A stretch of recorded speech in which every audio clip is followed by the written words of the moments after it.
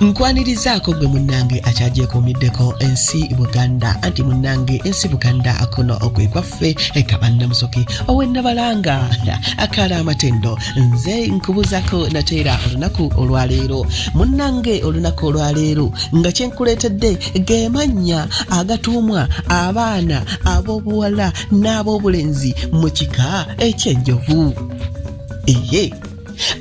Twesoose n'abaana ab'obulenzi mu kika ky'Enjovu tulinamu Kikomeko, Ssemambo, Ssentomero, Mbazzi, Ssentulubalo, Ssenteza, Kayiga, Kayaaye, Ssekimpi, Sseggujja, Galabuzi, Muzingu, Batte, Ssetyabule, Ssedyabane, Sozi, Ssengo, Wavuvuumira, Bitalo, Kakembo, Sseviiri, Kiro, Ssezzooba, Ssessanga, Ssenyomo, Katunda, Ntambi, Sekandi.